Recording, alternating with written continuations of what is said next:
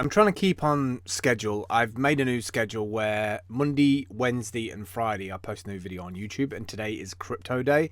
I have different days. I forget what the other two are. One's a tutorial, one's a vlog. I think Monday's a vlog, Wednesday's crypto, Fridays is tutorial. Anyway, I want to get into that schedule because I've not hit that yet.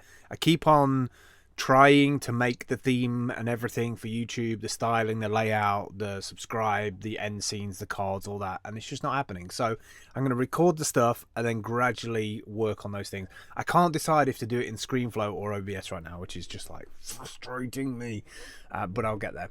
All right, so I wanted to do something for crypto more generalized for the day-to-day person, because the majority of kind of people in crypto and Bitcoin and all these different cryptocurrencies are kind of, they're thinking really far away from your average person in the street. I think, a lot of people are either investors, or they're looking to flip some money into more money, or they're just not really into the technology. They just want to have like this golden utopian moment where they make a gob load of money from investing in these cryptocurrencies. But I actually think it goes way, way, way deeper than that. So I kind of wanted to do something today on crypto stuff that I see out there, which might be a little bit more interesting to the average person, from a kind of optimizing standpoint, or just kind of what's out there and what's happening around the world and how countries are attracting people in. And so I'm just going to jump into it. First one today is Upstream Data. What I really like about these guys, you can see them on Upstream Data Inc. on Twitter. They've come up with this incredibly cool little unit. Whenever you have these like places where they have oil and gas facilities, when they kind of do venting of the gas, otherwise it gets into a dangerous situation. You end up with like blowing these things that extract the gas, that you end up with a dangerous situation. So they have these like machines to kind of, in a measured way, and as long as it's below a certain emission level, just kind of leak that out, right? So that it just doesn't blow the whole damn thing up. Well, these guys have come up with a way to not necessarily filter it, but use that output gas to drive an engine, a motor, and then I'm not sure how the next bit works, but I know there's connectivity at these sites. So I presume there's some kind of backhaul connection to the internet somehow. So I don't know if there's a BTC node in the actual unit itself, or it communicates to a remote node in terms of like the work it does. But they make this box, or a series of different boxes, these cubes that can be stackable, and it looks like they can be used for oil as well as just gas, and mainly at well sites. And the idea is that it uses that additional like runoff. Instead of it going into pollution, it goes into driving this kind of like diesel generator machine, whatever machine it is, gas powered, oil powered machine. And then it mines Bitcoin, which is crazy in that sense that somebody's like linked the two things together. But in terms of storytelling, in terms of like taking a negative and turning it into a positive, and also creating you some Bitcoin, some digital money from what was basically your wastage that was going into the atmosphere. I just think this doesn't get talked about enough. I just think it's genius. Like, the guys over there are just absolute geniuses. Doing our small part by using Bitcoin to make oil producers more efficient. The sun is setting on wasted resources. I really love this idea, and I think this is the thing that attracts me to cryptocurrency more than just red and green candles, is that, these things, just this is logical, it's smart, it's looking at wastage, it's trackable. It's like this amount of gas that is coming out created this much impact, created this much Bitcoin, which then, that can be reinvested. The site can be like made better in some way. I don't know. I just think it's genius. So do go and check that out. Next one up is Dubai is to launch its own tax-free crypto valley. Backed by the government of Dubai, has announced plans to replicate Switzerland's crypto valley in a tax-free zone in the UAE. I mean, I can see this now. Like, we're going to end up with these kind of digital internet cities, co-working spaces in Dubai that people go to that are like, I've said for a while now that holding cryptocurrency, the various flavors of cryptocurrency, regardless if it has any kind of utility right now, who knows what cryptocurrency tokens will enable power-wise, right? With the state of the way the world is today, I sometimes see cryptocurrencies as like tokens that allow you access. So any sci-fi film that you've seen with a badge that can get you through into a certain inner area of a city, or you need a certain lapel patch with the code on it or whatever. I don't know. I feel like cryptocurrency could also be like, oh yeah, you spent 3 years in this community. The community knows you. You're known to this little digital city. You're known to this little part of the city.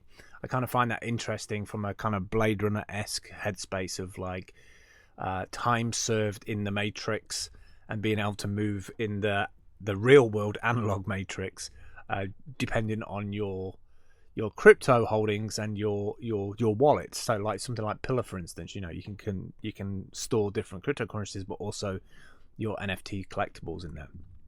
Next one is not that one.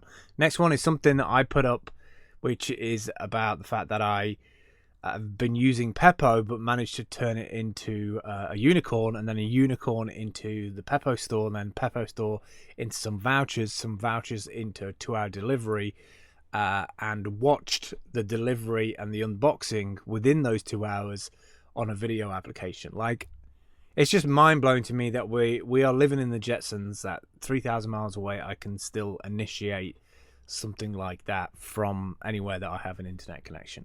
Like, if you don't feel like we're already living in the future, like, forget like what's going to come next. Stop trying to predict where we're heading to. We're in it right now. We're in the future right now, and there's so much stuff that we're not even scratching the surface on, because everything's getting remade. Like, everything in milliseconds is being changed and adapted and adopted, and new ways of thinking about our value and our time on planet Earth is being reshaped and reformed as I'm talking. Next up, Cheddar, unfortunately, is shutting down. It's been 4 years, believe it or not. I couldn't believe that, but John, great guy and great vision. Unfortunately, they're shutting down Cheddar.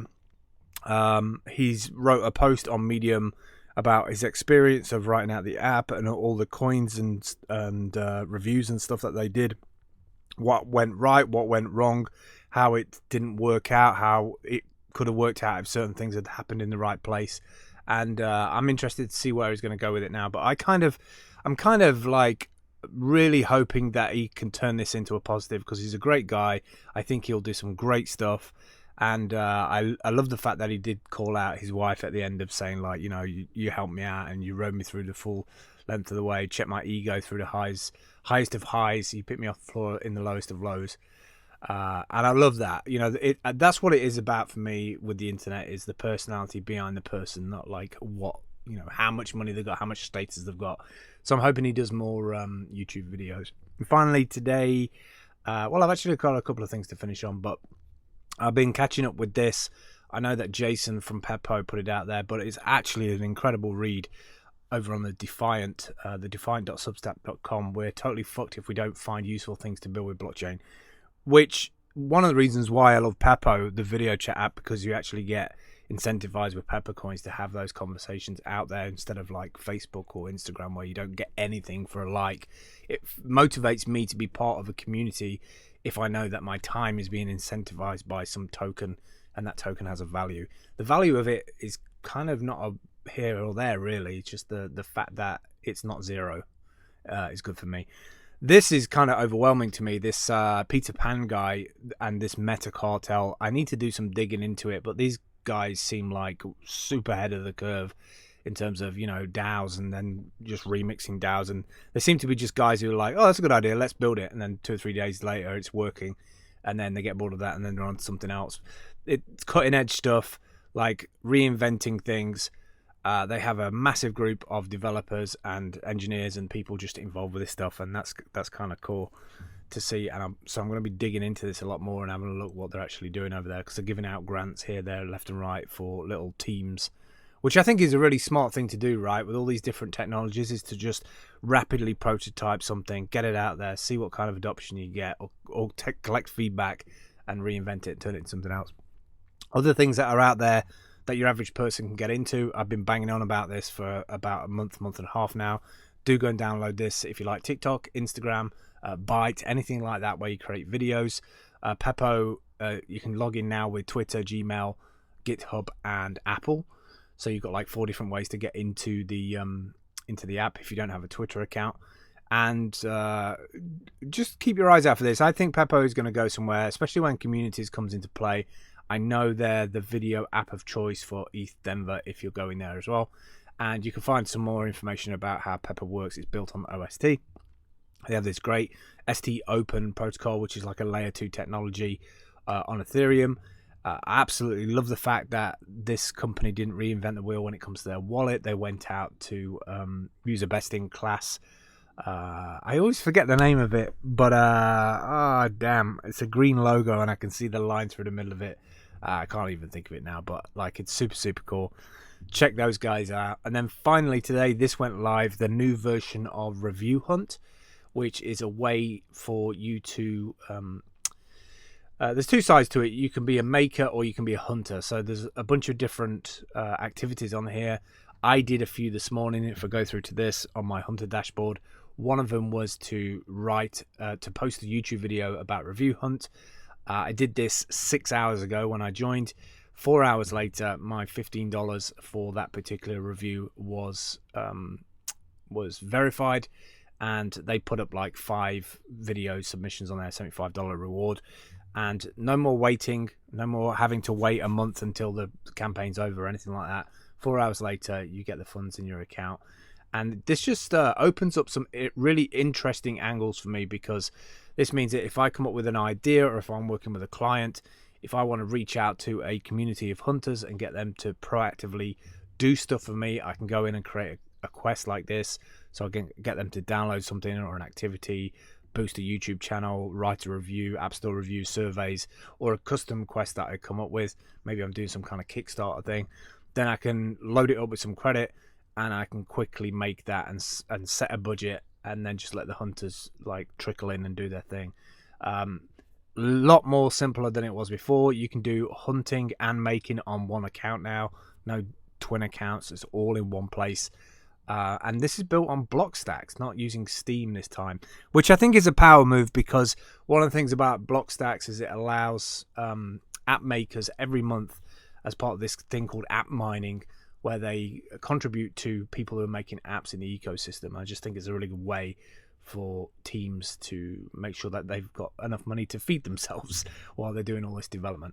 Anyway, I just wanted to do a little bit of an overview with some crypto stuff that I see out there for the general person on a day-to-day basis, not just the person who's trying to stack and make money and flip stuff, but people are actually using this technology, or companies that are using it in a certain way to make things more efficient, or just genuinely interesting.